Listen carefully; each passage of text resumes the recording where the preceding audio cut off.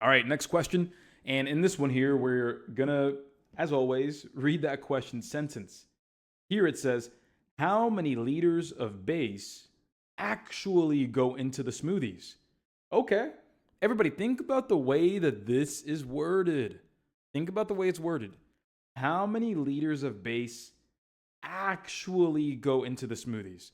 Everybody, based on the way that this is written, based on the way it's written, is it fair to say that there was an amount that was supposed to go into the smoothies that was supposed to go in, but we're trying to find what actually went in? So there might be a difference between what we expected and what we actually did. Is that fair to say, based off of the way that the question is written, when it says the word actually in there? Right on. So let's think about that here. Let's read. It says, for smoothies, a cafe uses 2/7 of a liter of base per serving. Okay, let me write that down. 2/7 of a liter of base per serving. That's ugly, but that's okay. And then it says, today they make 4 servings, but they spill 1/14 of a liter before blending. How many liters of base actually went into the smoothies? So everybody, let's think about it like this. If we, and like, let's not even use a fraction. Like, ignore the fraction. Don't even worry about it. If there's this much base per serving, and then it says that we had 4 servings, how do we calculate the amount of base, everybody? How do we calculate the amount of base? If we have this much per serving and we have 4 servings, how do we get the grand total? What operation is going to get us there? And the best way to think about this is don't think about the fractions, everybody. If I said that I had, let's go ahead and say 3 liters per serving, and I did 4 servings, again, this is just me, detouring here. But let's say we had 3 liters per serving and we had 4 servings. That's multiplication. That's multiplication. 3 in the first, 3 in the second, 3 in the third, and 3 in the fourth. 3 repeated 4 times. That is 3 times 4. So this is no different other than the number than this up here. It's the same. It's multiplication still. It's not going to be as much fun since it's not a whole number. Okay, boo-hoo, wah-ha. But we're going to get through this and figure it out.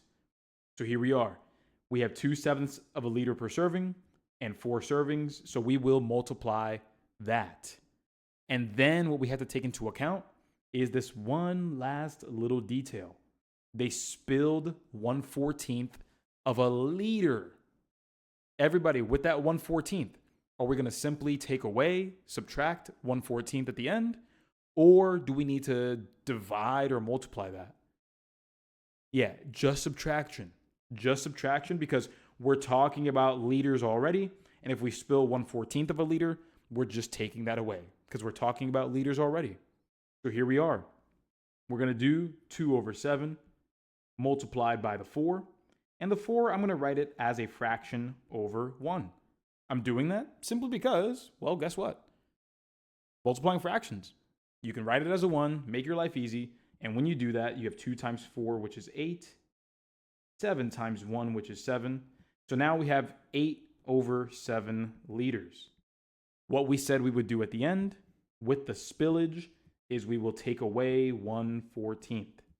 So if I write that down over here, we have 8/7 liters, and we spilled 1/14 liters, and this is how we're going to get the final answer. We only spilled it once. Notice how they didn't say they spilled 1/14 per serving. If they spilled every single serving, I'm going to fire that person. I don't think I need to say that to everybody here, but I would absolutely fire that person. This would be a ridiculous problem. With that, let's go ahead and move this out of the way. Bring this to the top. And here we go. And that's correct. Coach Anderson does not play. So here we are. We're going to go ahead and get the same denominator here. We have 7 and 14. They're not the same. To get them the same, I realized that 7 can absolutely go into 14. And because of that, I'll multiply by 2 on the bottom and on the top. And that's going to give me 16 over 14 minus 1 over 14. This might be a little easier now. Everybody, what is 16 minus 1? That's going to be 15, absolutely. And there's my final answer. My final answer is going to be 15 over 14.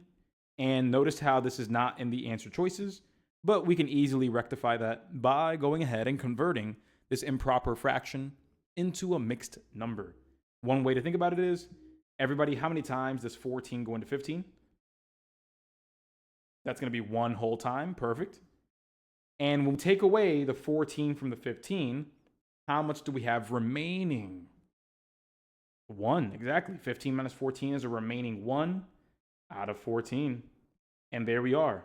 These are both correct, but the true correct answer will be 1 and 1/14. And there it is, my party people. And we are good. All right, next problem. So we're going to start with that question sentence as always. And we're not going to start with the if you buy, yada, yada, yada.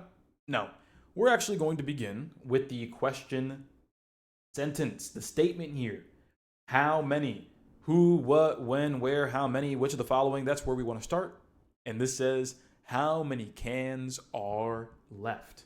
Okay, so how many cans are left? My party people, when we see that phrasing, how many of anything is left? What operation do you imagine yourself performing? And if you're thinking subtraction, absolutely. If you're thinking subtraction, absolutely. To figure out how many of anything is left, you're going to take how many you have and you'll subtract how many have been used. In this case, the word used can be interchanged with given away. Everybody, can you see that there? When you see the phrase, hey, we then gave away 55 cans, does that make sense to you personally that we're going to be subtracting 55 cans? Does that make sense to you personally? Good. So we know we're going to subtract 55 cans at some point. So we'll have that right there. And then we see that it says soda comes in 27 cans per case. If you buy 6 cases and then give away 55 cans, how many cans are left? So think about that. Think about that nice and easy there. I can see clearly that, hey, we have 6 cases. And to figure out how many cans of soda that is, well, every case is 27 cans. So guess what? That's going to be multiplication. We are going to multiply because it says 27 cans per case. I think you might know from distance, rate, and time questions that when you have the word per, you're going to multiply by that value. Cases. Here we have 6 cases, and that's going to give you the total number of cans. Let's try that out. We have 27 multiplied by 6. Let's perform that right over here. 7 times 6 will give us 42. Carry that 4. 2 multiplied by 6 will give us 12. Carry the 4 is 6. So there we are, 16. Nice and easy. And now we have 162 total cans, but we gave away 55 of them. So 162 minus 55, you'll be better served with a little bit of mental math thinking, hey, how far away is 55 from 62? That's going to be 7. And since it's 162 minus 55, it'll be 107. And that's where answer choice C comes into play, but I'll show you that right here. 162 minus 55. So 2 minus 5 can't do that. We'll go ahead and borrow 1, giving us 12 minus 5, which is 7. 15 minus 5, which is 10. So there it is again, everybody. The correct answer here for the soda question is answer choice C, 107.